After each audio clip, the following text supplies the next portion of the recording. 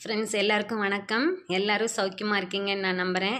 நான் ஒரு கான்ஃபரன்ஸுக்கு அட்டன் பண்ண வந்தனால 2-3 நாளாக என்னால் வீடியோ போட முடியல. கான்ஃபரன்ஸ் நாளைக்கு தான் முடியுது.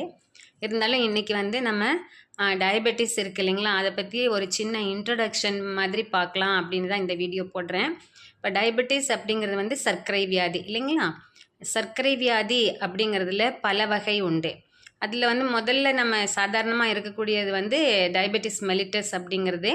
இது பார்த்திங்கன்னா பேன்க்ரியாஸ் கணையத்தில் ஏற்படக்கூடிய வளர்சிதை மாற்றங்கள்னால ஏற்படக்கூடிய சில பிரச்சனைனால பிளட்டில் ரத்தத்தில் சர்க்கரையின் அளவு அதிகமாகிடுது.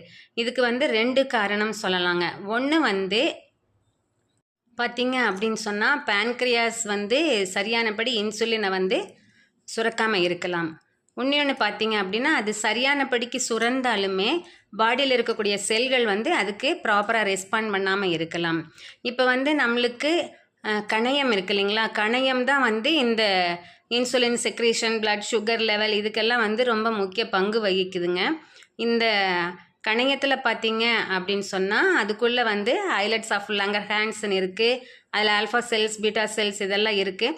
ஸோ அதில் ஏற்படக்கூடிய ஒரு சில மாற்றங்கள்னால தான் நம்மளுக்கு இந்த மாதிரி இந்த சர்க்கரை வியாதி அப்படிங்கிறது உருவாகிறதுக்கு ஒரு பேசிக் ரீசனாக இருக்குதுங்க. டயபெட்டிஸ் மெலிட்டஸில் டைப் 1 பார்த்தீங்க அப்படின்னா பேன்க்ரியாஸில் இருக்கக்கூடிய நான் சொன்னேன் இல்லைங்களா அந்த செல்ஸு, அந்த பீட்டா செல்ஸ் சரியானபடி இன்சுலினை உற்பத்தி பண்ண முடியாமல் போயிடுது. இந்த பீட்டா செல்ஸ்னால் உருவாகக்கூடிய பிரச்சனையினால் ஏற்படக்கூடிய அந்த இன்சுலினுடைய ப்ராப்ளம் ஒரு சிலருக்கு அது ஆட்டோ இம்யூன் டிசார்டராக மாறக்கூடிய வாய்ப்புகள் இருக்குது. இன்னொன்று பார்த்தீங்க அப்படின்னு சொன்னால் இதுலேயே டயபெட்டிஸ் மெலிட்டஸில் டைப் 2 அப்படின்னு சொல்லுவாங்க. இந்த டைப் 2 டயபெட்டிஸில் பார்த்தீங்கன்னா நம்ம மசில் ஆர்கன்ஸ் உள்ளே இருக்குது பார்த்தீங்களா, அதெல்லாம் இன்சுலின் ரெசிஸ்டன்ஸாக மாறிடும். முக்கியமாக பாடியில் இருக்கக்கூடிய liver cells and fat cells இதெல்லாம் இன்சுலின் ரெசிஸ்டன்ஸாக மாறிடும்.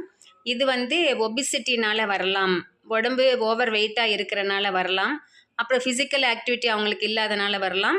இது எல்லாத்தையும் விட சிலருக்கு ஹெரிடிட்ரினால் பரம்பரையினால் வரக்கூடிய பிரச்சனைகள்னாலும் இந்த டயபெட்டிஸ் மெலிட்டஸ் உருவாகலாம்.